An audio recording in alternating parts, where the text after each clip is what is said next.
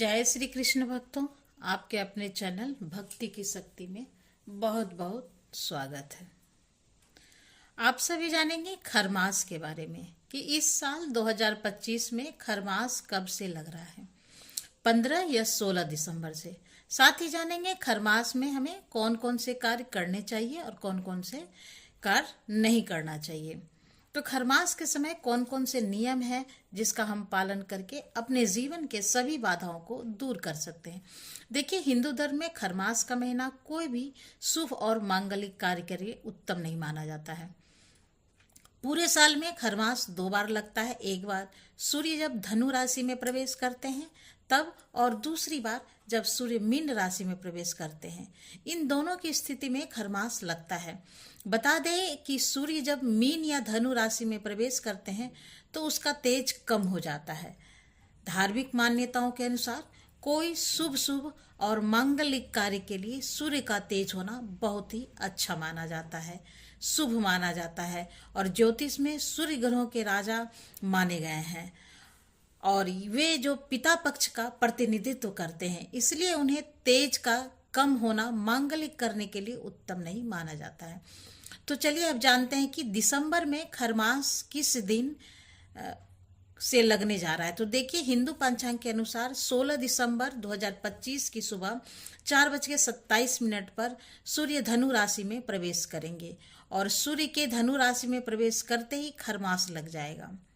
यानी कि 16 दिसंबर 2025 से खरमास शुरू हो जाएगा। इसके बाद से ही कोई भी मांगलिक कार्य नहीं किए जाएंगे। खरमास समाप्त होगा 14 जनवरी को होगा जब सूर्य मकर राशि में प्रवेश करेंगे। खरमास के समाप्त होते ही फिर से सभी शुभ कार्य प्रारंभ हो जाएंगे।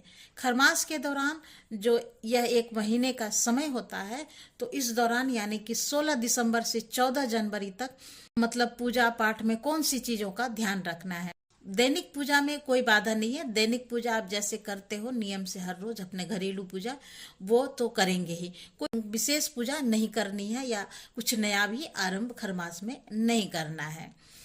तो कौन सी ये 5 गलतियां हमें खरमास में नहीं करनी चाहिए, तो चलिए वीडियो में प्रारंभ कर लेते हैं। और आपको वीडियो अच्छी लगे तो लाइक ज़रूर करें और शेयर करना तो बिल्कुल भी ना भूलें। तो भक्तों, ऐसी मान्यता है कि भगवान सूर्य देव जब अपने गुरु से मिलने जाते हैं, क्योंकि देवताओं का गुरु माना जाता है बृहस्पति और सूर्य देव।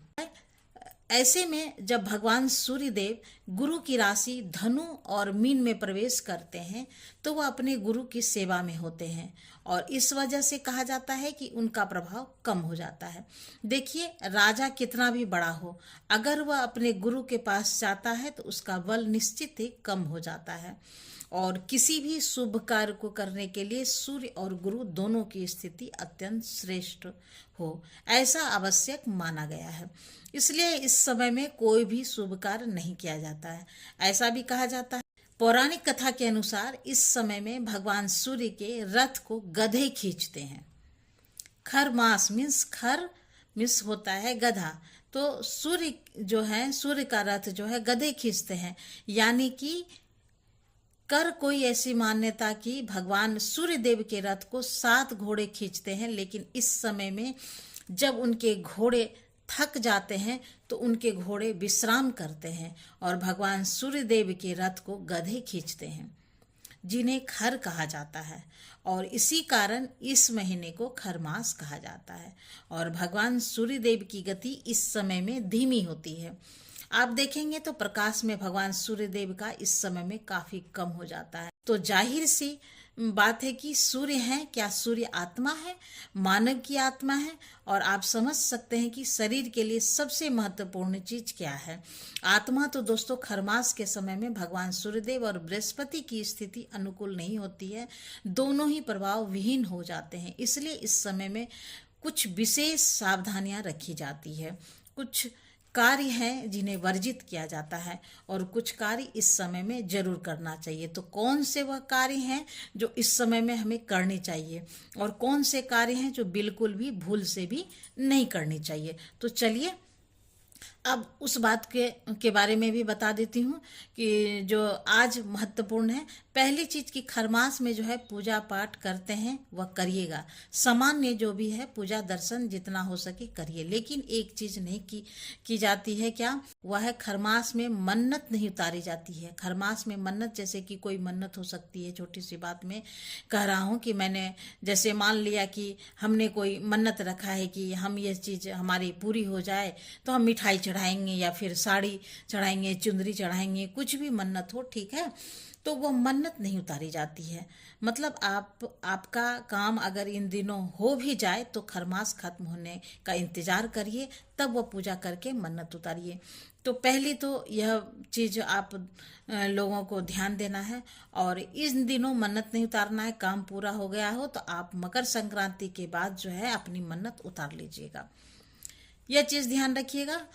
देखिए, खरमास के समय में विवाह, सगाई, फिर शादी या सगाई से जुड़ा हुआ कोई भी कार्य इस समय में नहीं करना चाहिए, शुभ नहीं माना जाता है। कहा जाता है कि इस समय में अगर कोई भी सगाई या फिर शादी करता है तो ऐसे दंपति को कई प्रकार की परेशानियों का सामना करना पड़ता है। या फिर यूं कहें तो इस समय में अगर विवाह किया जाए तो ऐसे में दंपतियों का वैवाहिक जीवन सुखी नहीं मिलता है।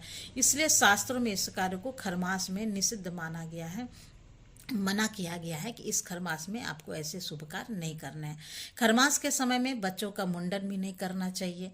जनेऊ या फिर कोई और अन्य जैसे शुभ कार्य संस्कार हैं वह सब इस समय में नहीं किए जाते हैं। अगर आप कोई भी कार्य शुरू करना चाहते हैं, व्यापार शुरू करना चाहते हैं, कोई दुकान खोलना चाहते हैं, कोई नया व्यापार करना चाहते हैं, इस समय में प्रारंभ मत कीजिए, क्योंकि ऐसा करने से सफलता के रास्ते में बाधा आई जाएगी और नए कार्य में फिर काफ़ी आपको उस कार्य में सफलता के लिए संघर्ष करना पड़ेगा। इसलिए ये 1 महीना जो है खरमास का समय होता है, इसे आप बीत जाने दीजिए, इसके बाद आप शुरू कर सकते हैं। और हाँ, खरमास के समय में नए घर में प्रवेश नहीं करना है। मतलब अगर आपने कोई घर बनवाया है तो गृह प्रवेश इस समय में नहीं करना चाहिए। अगर आप कोई घर बनवाना चाहते हैं तो नींव की खुदाई का पूजन भी इस समय में नहीं किया जा सकता है। लेकिन हाँ, अगर आपका घर पहले से ही बन रहा है, जैसे कि काम घर में चल रहा है, तो ऐसे में आपका काम उसी प्रकार से चलता रहेगा। फिर आप बीच में नहीं रोकना चाहते हैं तो नहीं रोकिएगा। लेकिन अगर आप अभी शुरू करना चाहते हैं तो नींव पूजन करवाना चाहते हैं या फिर मकान का कार्य प्रारंभ करना चाहते हैं तो खरमास में मत कीजिएगा। खरमास बीत जाए उसके बाद कीजिएगा। और इस समय में गृह प्रवेश नहीं करना है। तो बहुत सारे लोगों के प्रश्न आते हैं कि हम रेंट पर रहते हैं, किराए मकान में, तो क्या हम बदल सकते हैं घर? देखिए, आप किराए के घर में रहते हैं तो घर तो आप जब किराया देकर भी रहोगे तो घर तो आपका ही माना जाएगा। मतलब उस स्थान पर आपको रहना है, परिवार सहित रहना है। देखिए, जब हम कहते हैं कि जितने समय भी रहते हैं उस समय के सुख दुख जो भी परेशानी है वह आपको ही झेलनी पड़ेगी।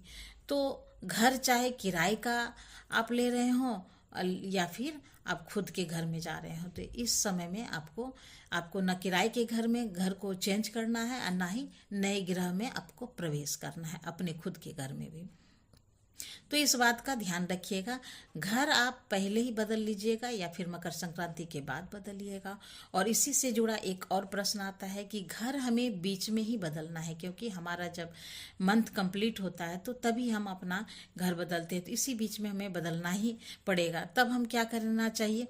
तब देखिए, अगर आपने पहले से घर देख लिया है, आपको कहाँ जाकर रहना है, तो आप क्या कीजिएगा कि खरमास प्रारंभ होने से पहले अपने घर की कुछ सामग्री, मतलब कुछ कपड़े लत्ते, कुछ सामग्री, कुछ सामान अथवा वहां पर ले जाकर खरमास शुरू होने से पहले रख दीजिए।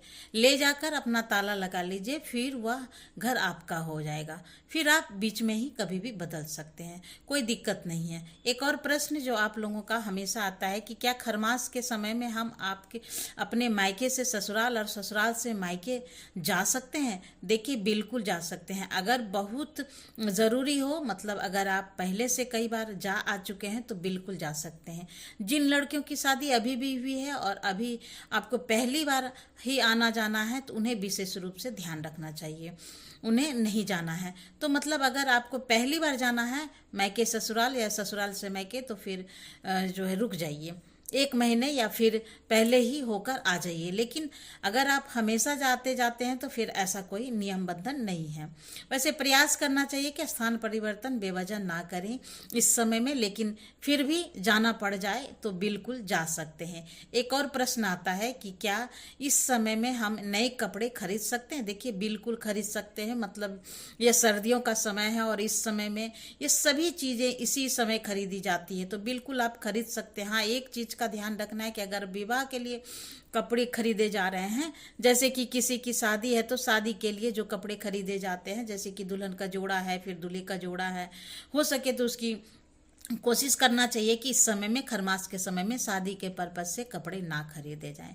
लेकिन हाँ, अगर बहुत जरूरी हो, जैसे कि कई बार क्या होता है कि खरमास समाप्त हुआ और एकदम 1-2 दिन के भीतर ही शादी होनी है, तो ऐसे में शादी की सारी तैयारी इसी बीच में ही की जाती है। तो अगर आवश्यकता है तो बिल्कुल खरीदा जा सकता है। देखिए, यह समय इतना अशुभ नहीं होता है कि इस समय में कि आप कपड़े भी नहीं खरीद सके, लेकिन प्रयास करना चाहिए कि बेवजह कोई ऐसा कार्य ना करें जिससे कि हमारे जीवन की किसी भी प्रकार की परेशानी बढ़े या फिर आ जाए। क्योंकि 2 बड़े ग्रह गुरु और सूर्य एक तरीके से अस्त की अवस्था में होते हैं, प्रभाव विहीन होते हैं, तो कहीं ना कहीं शुभता में कमी आती है। और इसी खरमास के समय में विशेष रूप से भगवान सूर्यदेव की पूजा की जाती है, सूर्य को जल दिया जाता है, इस समय में अत्यंत आवश्यक हो जाता है। अगर आप नियमित नहीं भी देते हैं तो खरमास के समय में भगवान सूर्यदेव की पूजा सुबह उठकर जरूर कीजिए। प्रयास कीजिए कि सुबह उठकर भगवान सूर्यदेव की दर्शन करें। गुरुदेव बृहस्पति की पूजा इस समय में आवश्यक मानी जाती है। ऐसा कहा जाता है कि इस समय में, मतलब खरमास के समय में, भगवान सूर्य और बृहस्पति की पूजा करने से जीवन में सुख, समृद्धि, सफलता, संतान सुख की प्राप्ति, विवाह सुख की प्राप्ति, हर प्रकार की सुख की प्राप्ति की कामना पूर्ण हो जाती है। और इसलिए इस समय में गुरु के मंत्रों का जाप करना चाहिए, भगवान सूर्यदेव के मंत्रों का जाप करना चाहिए, आदित्य हृदय स्रोत का पाठ करना चाहिए, गुरु की, ब्राह्मण की, सन्यासी की सेवा करना चाहिए, गाय की सेवा करनी चाहिए। इस समय में पवित्र नदियों में स्नान करने का विशेष महत्व है। कहा जाता है कि अगर इस समय में किसी तीर्थ पर जाते हैं आप या किसी पवित्र नदी में स्नान करते हैं तो उसका फल कई गुना प्राप्त हो जाता है। खरमास के समय में जप तप करने से, दान करने से उसका फल कई गुना प्राप्त होता है और जीवन के कई प्रकार के कष्ट स्वतः ही समाप्त हो जाते हैं। अगर किसी भी प्रकार से गुरु बृहस्पति पीड़ित हैं, आपकी जन्म कुंडली में है, तो ऐसी अवस्था में केले के पौधे में आपको जल देना चाहिए, थोड़ा सा हल्दी मिलाकर जल में, और प्रतिदिन आप चाहें तो केले के पौधे में जल दे सकते हैं।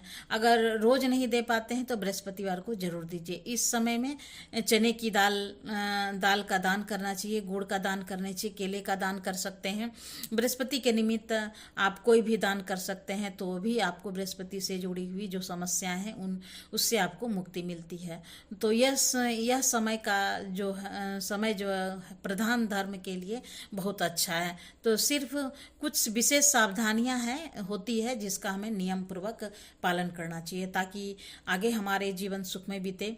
अब बहुत सारे भक्तों के प्रश्न आते हैं कि क्या इस समय में हम कोई व्रत प्रारंभ कर सकते हैं? नहीं, देखिए, खरमास में कोई भी नया व्रत प्रारंभ नहीं करना चाहिए। लेकिन अगर आप पहले से व्रत कर रहे हैं तो बिल्कुल आप कंटिन्यू उस व्रत को कर सकते हैं।